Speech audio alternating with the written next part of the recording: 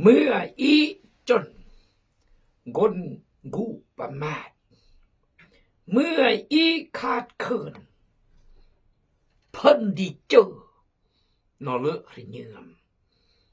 ตางอซึ่งได้ทุกแต่อันอุกหรือเยื่อมซึ่งได้กรานตางอซึ่งได้ทุกแต่อันอุกหรือเยื่อมซึ่งได้กรานตางอซึ่งได้อัมเบียแต่อันเสียใจที่ได้อัมเมื่อก็เลิก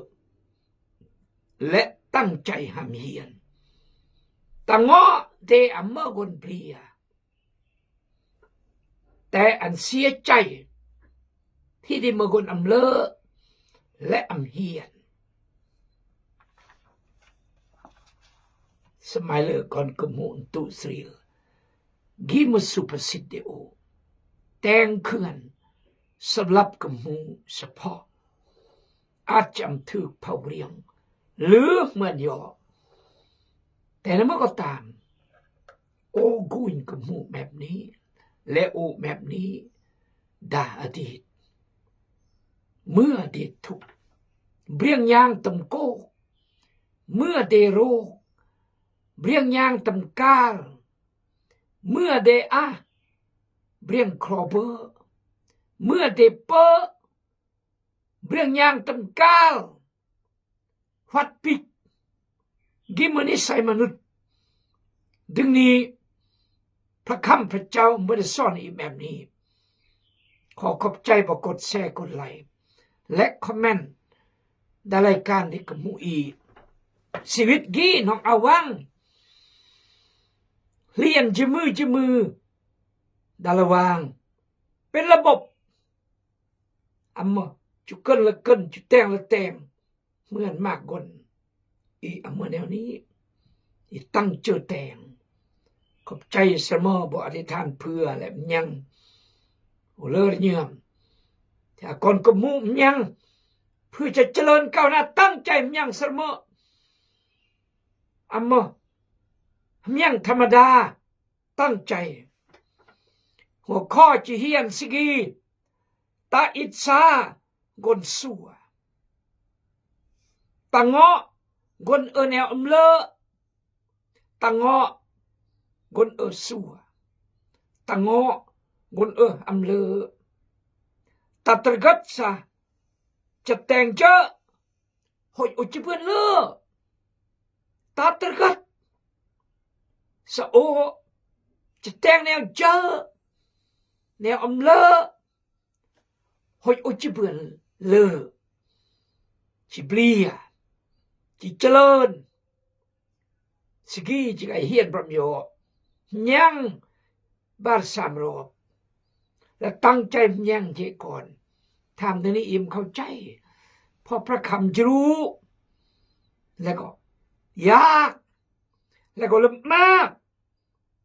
ที่จะเข้าใจง่ายๆเบื่อน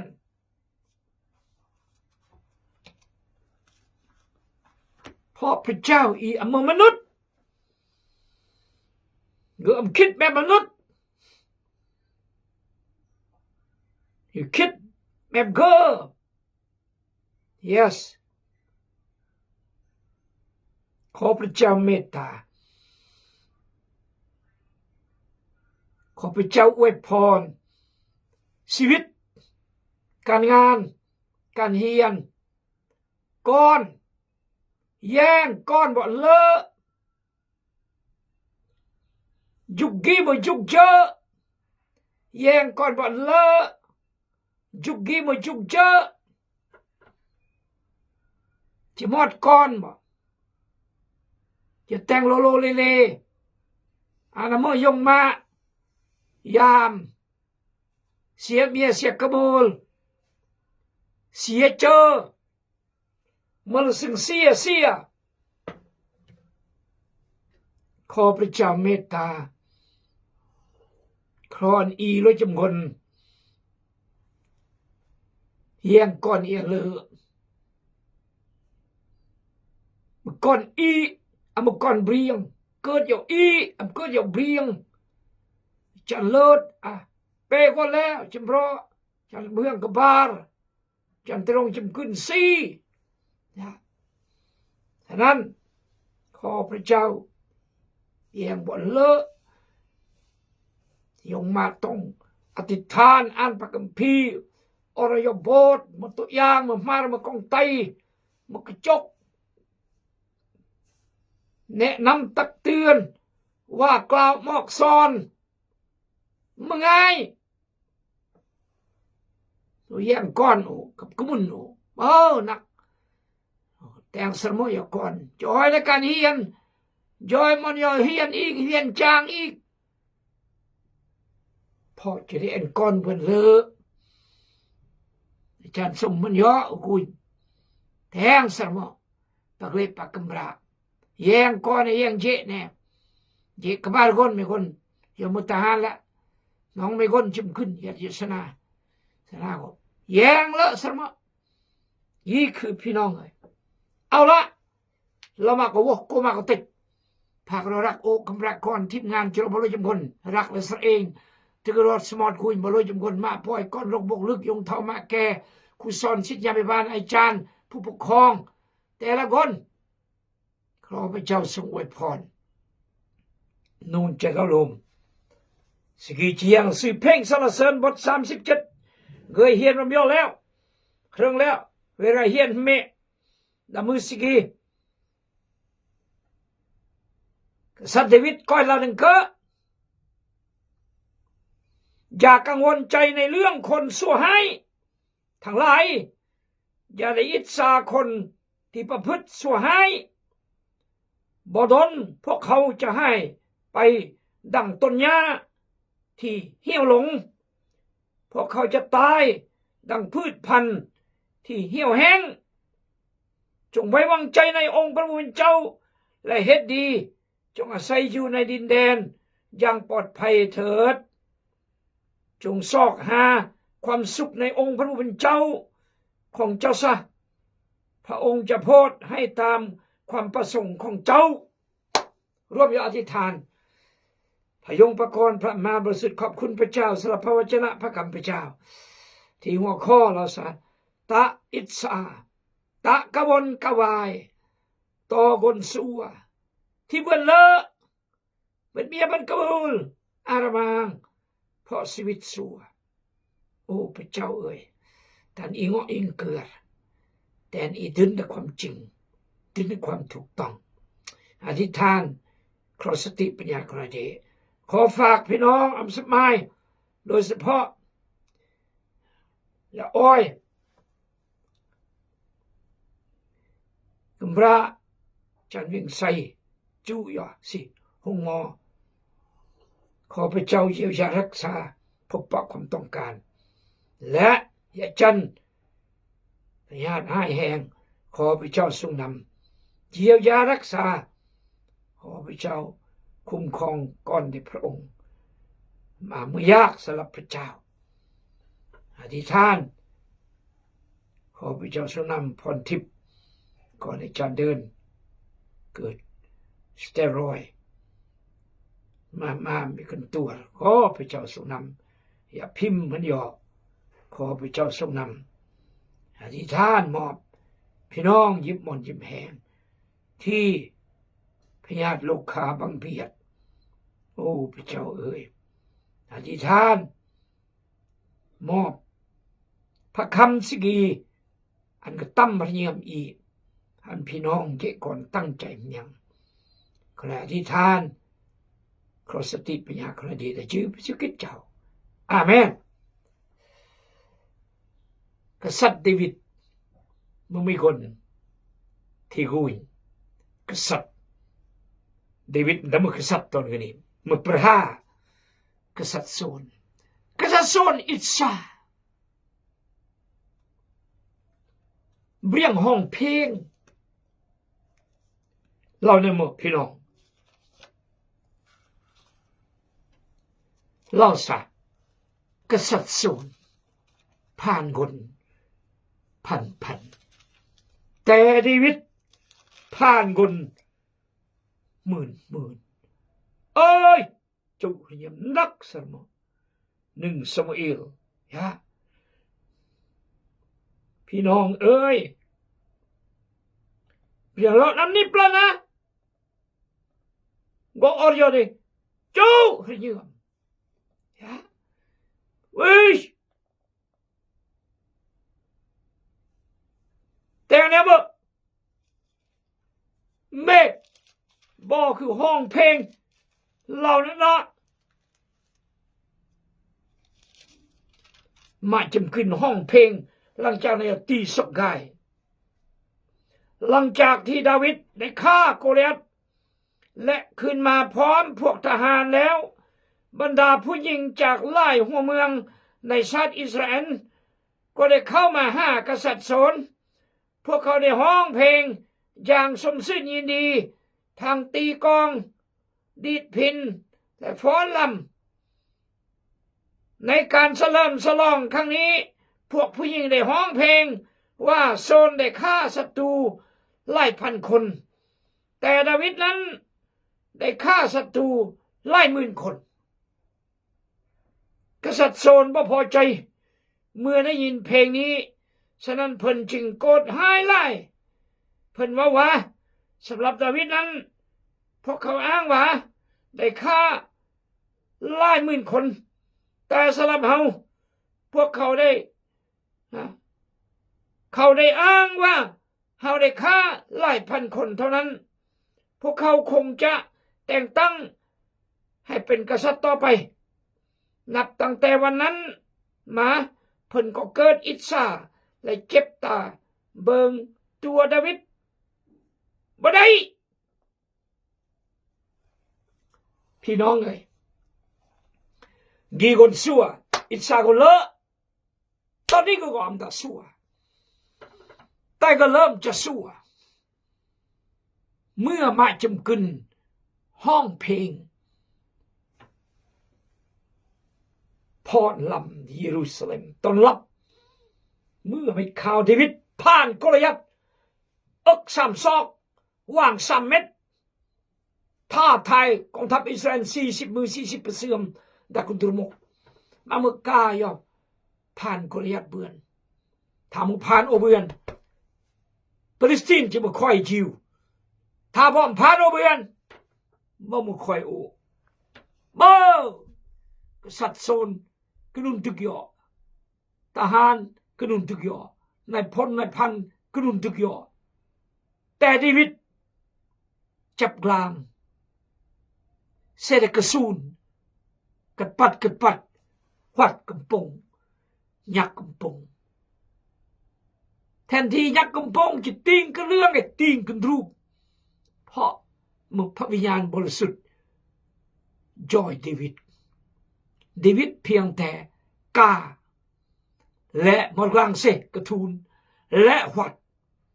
พระเจ้าเดินเรื่องพระเจ้ามงคลเดินเรื่องอีเพียงแต่หมดกระสูนกลางเสกกระสูนและกล้าอย่าดึงต่อหน้ากล้าอย่าจัดการโกลิยัตและพระเจ้าแต่งเองฮาเลลูยาพระเจ้าแต่งเองชนะสงครามกนห้องเพลงยองกษัตริย์โซนพีกอัดมาบิซีบิลอยตำกลองกับตำเรียมเรียมเบียดออกบล็อกเบียดอะไรโอ้ยหาแล้วฉะนั้นจากมือนี้ตามจองล้านจองผ่านดาวิดจนถึงกันศึกกษัตริย์โซนหางเมื่ออายุดาวิด30 ปีตอนสอดาวิดคือจะประมาณดาวิดประมาณ20 ปีนี่แหละแต่ใช้เวลา10 ปีตามล่าตามจองล่างจองผ่านดาวิดพี่น้องเอ้ยพญาอิสราเหตุให้ตาบอดพญาอิสราเหตุให้ตามืด พญาติอิสาให้ตายจิตตายหาเลยฉะนั้นกษัตริย์ดาวิดก็เพราะเกิดอิสาอย่ากังวลใจในเรื่องคนชั่วหายทั้งหลายแต่กังวลใจกับคนชั่วหายทั้งหลายนออารถอากางอารมางอีอำเนิงสนเบือนอารมานอเบือนเลอะหรือเบือนไรนอติดนี้หรือนอใจลูดนอเบือนเลอะหรือเบือนไรนอเบือนชั่วหรือเบือนหายนอติดนี้หรือติยามายาสารหรือล่างเลยโลภลองล่วงเรียงหรืออันก่อนอย่าติดล้อมมาจางมากแนวที่อิ่มหนึ่งอาจจะโลภเรียงลากเรียงตัวต้มเรียงอิ่มหนึ่งอีหนึ่งคือนอากางอารถอากบูลอัธนะเครื่องเบียใส่คอใส่แขนแต่อิ่มหนึ่งมากกว่านี้อิ่มหนึ่งเรียมnó im nữa cái bao nó im nữa nó ni nằm nó im nữa mười cái bao bằng chỉ dứt gang đến lót nó im nữa mười cái bao tấm lót treo grip im nữa im nữaคือคุยกี่แหละชีวิตเราตะกังวลระเยือมแต่เรื่องคนชั่วร้ายมากบัดอีกอมหนึ่งสนองชั่วร้ายอีหนึ่งซึ่งน้องแต่มากบัดอีกคนหนึ่งน้องบางคนชั่วร้ายแต่อีกคนจุดเดซึ่งน้องอีกคนจุดมาซึ่งน้องเพื่อนอีกคนจุดเมื่อนน้อเมื่อล้ำต่อยะอย่าได้อิจฉาคนประพฤติชั่วร้ายแต่ทุกข์เยี่ยมกับคนชั่วร้ายแต่อิจฉาคนชั่วร้ายก็บาดแต่ทุกข์เยี่ยมกับคนชั่วร้ายและก็แต่อิจฉากับคนชั่วร้ายเพราะน้องชั่วร้ายน้องแต่งยิ้มแนวที่น้อยจะเบื่อนน้องแต่งยิ้มแนวน้อยจะน้องแต่งยิ้มแนวที่น้อยจะมาแต่อีเดคือจะเตียนคนไม่จะเตียนเอานี้ครอนเบื่ออันเบื่ออันอันระมังลากเลยโลบแต่งรถกู้ยืมอย่ามานี่ล่มไรมากเนี่ยน้องแต่ง yes สกีกุย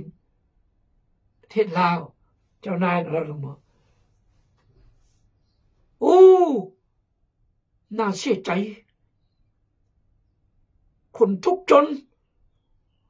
ไปลักไก่ก็ยังจับเขาใส่คุกจะไปจับเขาเห็นยังไก่ตัวเดียวว้าวจากันเพราะเขาทุกข์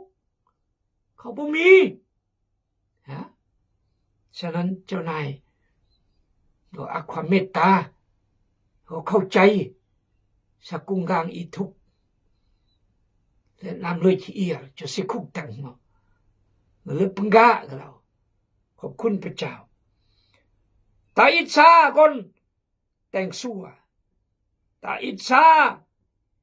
ตากวนกวายเจอข้อสองบ่ดนพวกเขาจะให้ใบดังต้นหญ้าที่เหี่ยวลงพวกเขาจะตายดังพืชพันธุ์ที่เหี่ยวแห้งอำเริงพวกนอจะลายย่อเหมือนตุจิตที่โซนยูรพวกนอจะห่านเหมือนดังตุดสองโซนเสรวอีอำเนึงอีหนึ่งสินอานอเบอร์นอมาก็เลยกวนกวายมาบีบีสิเบลอย Great Kambra Kuyo. Me. Yeah, me. No, nai. Mia akul agang alot ato atang. Ia lebelam. Mi oro tukunya. Oro. Rekena. Mam kumbo. Gi chim kun của lau yok lệ. Ô có mấy samay ô nong yat kung i.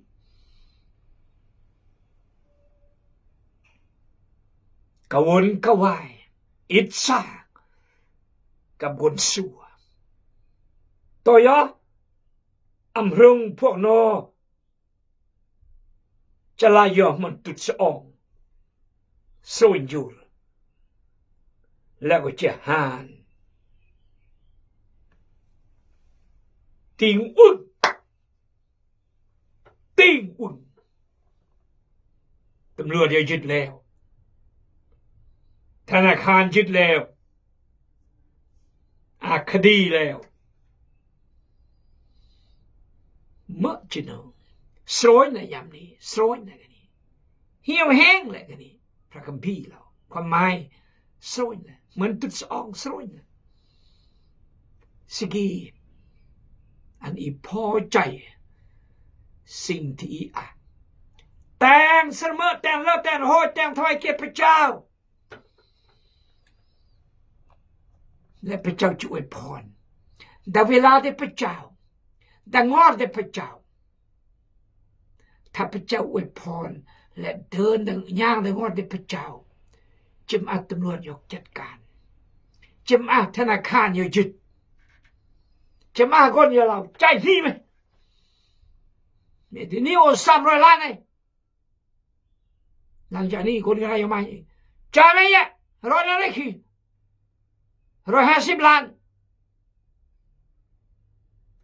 รู้หดเดอิจฉากวนกวายทั้งนอแห้งกวนกวายกว่าเดแต่นอมพื้นอันเดนึงนอยัดเบอร์ยันมาสมัยอยากขี้ย้อนหายแต่อันเดทุกคนเยี่ยมแต่อันเดอิจฉาแต่อันเรียกแย่งสนอสำคัญแต่อันเรียกแย่งสนอในเก่งที่แท้มันตุดสองหานสรุน